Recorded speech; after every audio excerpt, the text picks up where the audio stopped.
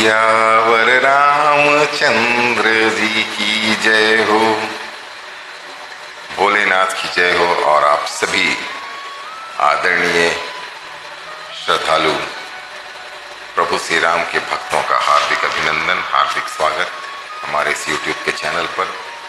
आप सभी माताओं, बहनों, भाइयों एवं बच्चों का स्वागत है कलयुग के सभी भयंकर पापों का हरण करने वाली इस कथा से।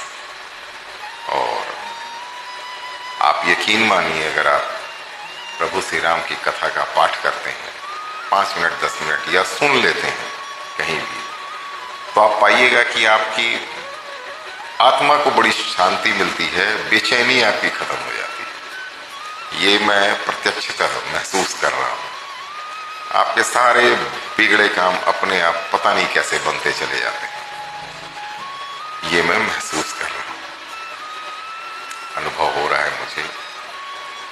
और इसलिए चाहे जितना भी थका हारा रहूं, मैं जरूर कोशिश कर रहा हूं, अगर बीमार ना हूं तो आप सबके सामने इस कथा को प्रस्तुत करने के लिए गोस्वामी तुलसीदास जी रचित। तो अब प्रसंग को फिर से मैं याद दिलाऊं कि भोलेनाथ और पार्वती माता का विवाह हो गया है और पार्वती माँ के बहुत ही अनुनय विनय करने पर, प्रार्थना करने पर भोलेनाथ अब वो कथा सुना रहे हैं। और अभी तक हम लोग 9वां पारायण पहला विश्राम पार कर चुके हैं, मास पारायण चौथा विश्राम पार कर चुके हैं। अब आगे की कहानी। आप एक और खास चीज ध्यान दीजिएगा, गोस्वामी तुलसीदास एक साथ 4 वक्ताओं को और श्रोताओं को लेकर चल रहे हैं, जिसमें याज्ञवल्क्य मुनि जी और भारद्वाज मुनि जी का जिक्र हो ही गया है, शंकर भगवान का, पार्वती मैया का जिक्र हो ही गया है। अब काकभूषुंडी जी गरुड़ से, पक्षियों के राजा गरुड़ के रिक्वेस्ट करने पर जो सुना रहे हैं, उसको भी इन्होंने साथ में ले लिया है। सुनु शुभ कथा भवानी, रामचरित मानस विमल, कहा भुसुंडी बखानी, सुना बिहग नायक गरुड़। हे पार्वती, निर्मल रामचरितमानस की वह मंगलमयी कथा सुनो जिसे काकभूषुंडी ने विस्तार से कहा और पक्षियों के राजा गरुड़ जी ने सुना था।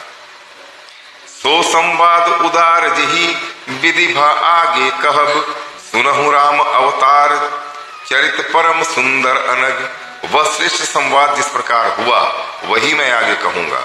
अभी तुमसे रामचंद्र जी के अवतार का परम सुंदर और पवित्र अर्थात पाप नाशक चरित्र सुनो। हरिगुण नाम अपार, कथा रूप अगणित अमित, मैं निज मति अनुसार कहूं उमा सादर सुनहु।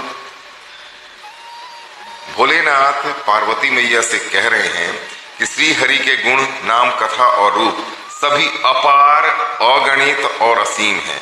फिर भी हे पार्वती, मैं अपनी बुद्धि के अनुसार कहता हूं और तुम आदर पूर्वक सुनो। यहीं पर एक प्रार्थना मैं आप सबसे करूंगा कि बहुत सारी मंडलियां हैं जो सुंदरकांड का पाठ पढ़ती हैं, करती हैं, और वहां पर बड़ा ड्रामा टाइप का विभत्स चीज होता है, वल्गर होता है, जो प्रभु श्री राम की कथा या ऐसे किसी भी भगवान की कथा के साथ नहीं होना चाहिए। प्रभु श्री राम की कथा जो आपके सारे क्लेश को, पाप को मिटा देने वाली होती है, वो शांति से, श्रद्धा से सुनने की चीज है।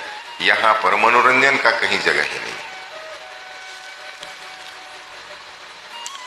सुनु गिरिजा हरिचरित सुहाए, विपुल विशद निगमागम गाए, हरि अवतार हे तुझे ही होई, इदमित्थम कही जाई न सोई। हे पार्वती सुनो, वेद शास्त्रों ने श्री हरि के सुंदर, विस्तृत और निर्मल चरित्रों का गान किया है।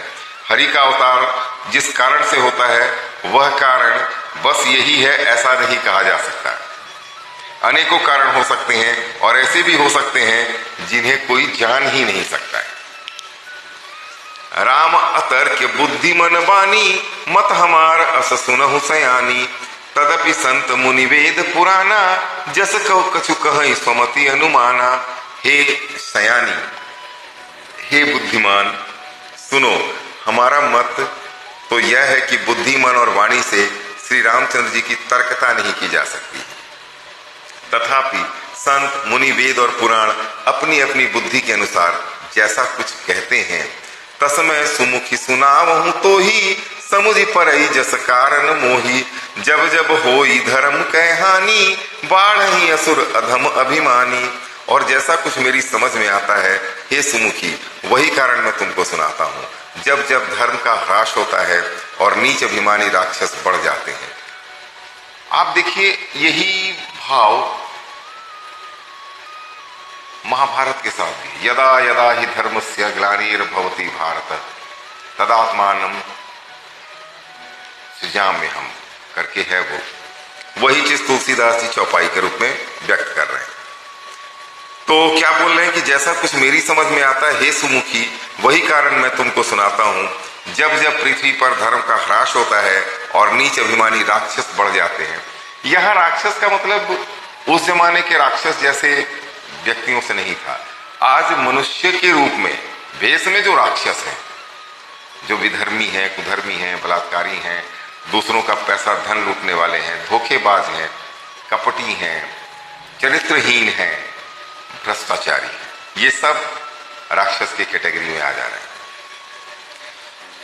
करही अनीति जाई नहीं बरनी, सीधहि विप्रधेनु सुर धरनी।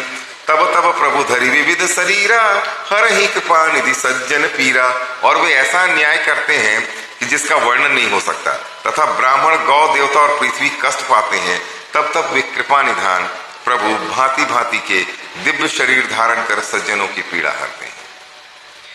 यहां देखिएगा, उन्होंने, अब इसको अदर लोग चाहे जैसे भी ले, लेकिन जो लिखा हुआ वही बात है कि भगवान उसी समय जन्म लेते हैं जिसमें सबसे पहले नंबर पर तुलसीदास जी ने ब्राह्मणों का जिक्र किया है।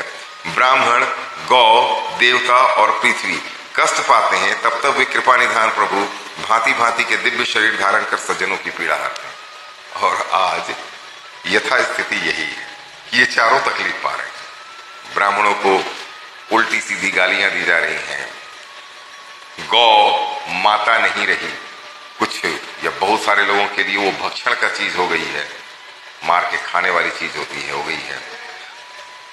देवताओं को तो आजकल कोई पूछ ही नहीं रहा है, क्योंकि जितने मनुष्य इंसान है वो खुद को देवता समझने लगे हैं। और पृथ्वी तो इतना ज्यादा जो पॉल्यूशन हो रखा है, प्रदूषण हो रखा है हर तरह का, उसके कारण पृथ्वी माता भी बहुत परेशान है। पता नहीं, हो सकता है अवतार हो चुका हो प्रभु का। असुर मारि थापहि सुरन राखहि निज श्रुति सेत, जग विस्तार ही विसद जस राम जन्म कर हेत। वे असुरों को मारकर देवताओं को स्थापित करते हैं। कौन? प्रभु श्री राम अपने श्वास रूपी वेदों की मर्यादा की रक्षा करते हैं, जगत में अपना निर्मल यश फैलाते हैं। श्री रामचंद्र जी के अवतार का यह कारण है, एक कारण हो सकता है। सोई जस गाई भगत भवतरहि, कृपा सिंधु जनहित तनु धरहि। राम जन्म के हेतु अनेका, परम विचित्र एक ते एका। भोलेनाथ फिर ये कह रहे हैं कि उसी यश को गा गा कर भक्त जन भवसागर से तर जाते हैं। कृपा सागर भगवान भक्तों के हित के लिए शरीर धारण करते हैं। श्री रामचंद्र जी के जन्म लेने के अनेक कारण हैं, जो एक से बढ़कर एक विचित्र हैं। यह भी एक कारण है जो अभी बताया। जन्म एक दुई कहूं बखानी, सावधान सुन सुमति भवानी। द्वारपाल हरि के प्रिय दो, जय अरु विजय जान सबको। यहां से कहानी शुरू हो रही है, तो ये कहानी मैं कल से शुरू करूंगा, प्रारंभ करूंगा, क्योंकि फिर बीच में रोकना उचित नहीं है। बड़ी ही मजेदार और ज्ञानवान कहानी है जो बहुतों को पता नहीं है। इसलिए मैं आप सबसे हाथ जोड़कर ये विनती करता हूं कि जो आलतू फालतू बातें हैं वो ध्यान में न रखें, और कम से कम एक जो हमारे पास पुस्तक है, गोस्वामी तुलसीदास रचित श्री रामचरितमानस की गीता प्रेस में बहुत कम दामों में मिल जाती है। इसे जरूर पढ़ें, समझें और सुनें, और मेरे इस चैनल को सब्सक्राइब करें। बहुत बहुत धन्यवाद और प्रणाम।